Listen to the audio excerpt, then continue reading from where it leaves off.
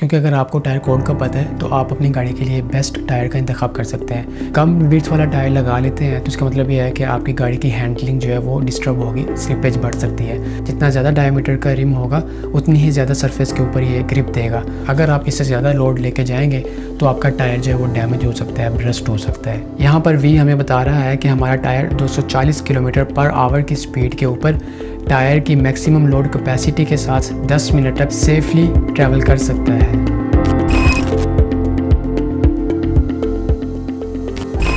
दोस्तों, जब आप अपनी गाड़ी का टायर तब्दील करवाने जाते हैं तो टायर कोड बहुत अहमियत का हामिल होता है, क्योंकि अगर आपको टायर कोड का पता है तो आप अपनी गाड़ी के लिए बेस्ट टायर का इंतखाब कर सकते हैं। क्योंकि जब आप शॉप ओनर के पास जाएंगे तो वो आपको डिफरेंट टायर्स दिखा देंगे और कहेंगे कि ये वाला टायर जो है ये सबसे बेहतर है, लेकिन क्या वाकई वो आपकी गाड़ी के लिए सबसे बेहतर है या नहीं, ये आप जान सकते हैं इस टायर कोड की मदद से। ये टायर कोड आपको टायर के ऊपर आसानी से मिल जाएगा।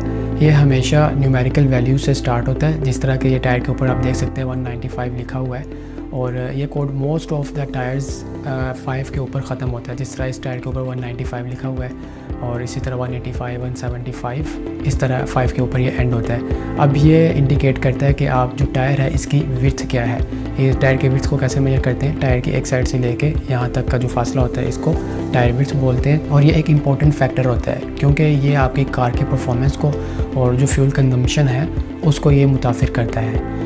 अब जो टायर का हिस्सा सरफेस के साथ अटैच हो रहा होता है उसको हम कॉन्टैक्ट पैच बोलते हैं। अब ये कॉन्टैक्ट पैच का साइज़ जितना ज़्यादा होगा उतनी ही ज़्यादा आपकी जो टायर है उसकी रोड के साथ ग्रिप ज़्यादा होगी और उतनी ही ज़्यादा रोलिंग रेजिस्टेंस भी उसको मिलेगी, जिसका मतलब है कि आपकी गाड़ी ज़्यादा फ्यूल कंज्यूम करेगी। अगर आप ज़्यादा विड्थ का टायर अपनी गाड़ी पे लगवा लेते हैं तो इसका मतलब ये है कि आपकी फ्यूल इकोनॉमी जो है वो बढ़ जाएगी, ज़्यादा फ्यूल जो है वो कंज्यूम करेगी। अगर आप कम विड्थ वाला टायर लगा लेते हैं तो इसका मतलब ये है कि आपकी गाड़ी की हैंडलिंग जो है वो डिस्टर्ब होगी, स्लिपेज बढ़ सकती है। तो कैसे पता चलेगा कि हमारी गाड़ी के लिए कौन सा टायर विड्थ जो है वो सूटेबल है? तो उसके लिए आसान सी बात है कि जो आपकी गाड़ी है उसके लिए कार ओनर्स मैनुअल का इस्तेमाल कर सकते हैं। आपकी गाड़ी के साथ एक किताबचा भी दिया जाता है, उसके ऊपर लिखा गया होता है कि आपकी गाड़ी के लिए जो बेस्ट टायर विड्थ है वो कौन सी है। तो इसकी मदद से आप बेस्ट टायर विड्थ अपनी गाड़ी के लिए मुंतखब कर सकते हैं। और एक गाड़ी की जो टायर विड्थ है ये most of the cases millimetre में मेजर की जाती है। इसके बाद जो अगला डिजिट है ये आपको बताता है सेक्शन हाइट के बारे में, और ये भी हमेशा मिलीमीटर में मेजर किया जाता है। सेक्शन हाइट किसे कहते हैं? मिसाल के तौर पर ये आपके पास टायर है और ये खाली जगह फ़र्ज़ करें यहाँ पे रिम लगा हुआ है,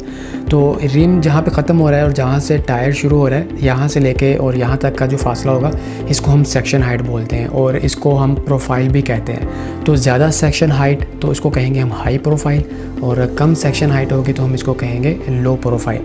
अब लो प्रोफाइल कहाँ पे इस्तेमाल होते हैं? हाई स्पीड जो गाड़ियाँ होती हैं ना उनके लिए इस्तेमाल करते हैं ताकि ग्रिप ज़्यादा मेंटेन रहे। लेकिन अब मोस्ट ऑफ द केसेस जितनी भी गाड़ियाँ आती हैं ना तो उसको हम लो प्रोफाइल टायर ही लगाते हैं, और इसकी एक वजह ये भी है कि ये दिखने में बहुत ज़्यादा अच्छे होते हैं। और आपको कैसे पता चलेगा कि आपकी गाड़ी के लिए बेस्ट है? तो वही अगेन कार ओनर्स मैनुअल है, वो आपने देखना है। तो आगे जितने भी डिजिट्स आ रहे हैं वो सारे के सारे कार ओनर्स मैनुअल में लिखे हुए हैं, आप वहाँ से देखकर अप्रोप्रिएट अपने कार के लिए सेलेक्ट कर सकते हैं। इसके बाद दोस्तों ये अगला डिजिट है R16। ये आपकी व्हील के रिम डायामीटर को इंडिकेट करता है। ये व्हील है और व्हील का ये वाइट वाला एरिया जो है ये आपका टायर हो गया, और ये अंदर जो है ना ये जो खाली जगह इसको आप रिम फर्ज कर लें, और इसका एक जगह से लेकर दूसरी तक का जो डिस्टेंस है ये आपका डायामीटर हो गया। तो ये रिम डायामीटर R16 मतलब इसका जो डायामीटर है वो 16 इंच का है। और मार्केट के अंदर जो ज़्यादातर रिम आते हैं उनका साइज़ 12 इंच से लेके 22 इंच तक होता है। जितना ज़्यादा डायामीटर का रिम होगा उतनी ही ज़्यादा सरफेस के ऊपर ये ग्रिप देगा, और हायर परफॉर्मेंस व्हीकल्स के लिए ज़्यादा रिम वाला व्हील जो है ना वो इस्तेमाल किया जाता है। लेकिन आजकल देखने में आता है कि बहुत सारी गाड़ियों में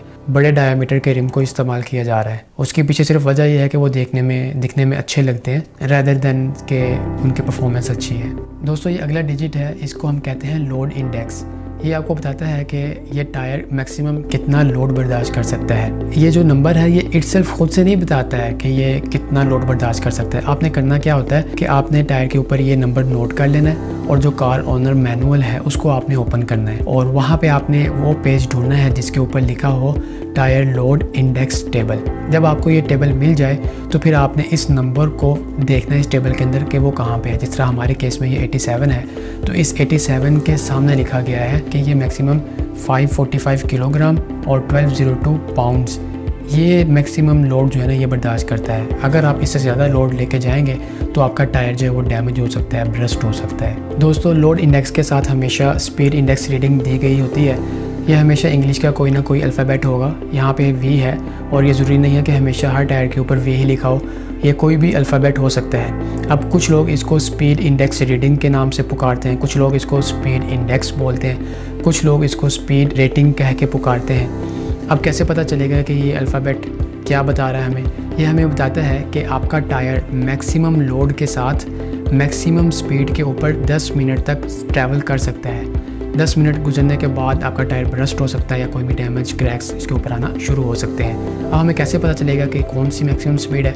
इसके लिए आपने टायर स्पीड रेटिंग टेबल देखना है और आपने देखना है कि आपके टायर के ऊपर कौन सा अल्फ़ाबेट लिखा हुआ है। हमारे केस में वी है, तो यहाँ पर वी हमें बता रहा है 240 पर आवर की स्पीड के ऊपर टायर की मैक्सिमम लोड कैपेसिटी के साथ 10 मिनट तक सेफली ट्रैवल कर सकता है।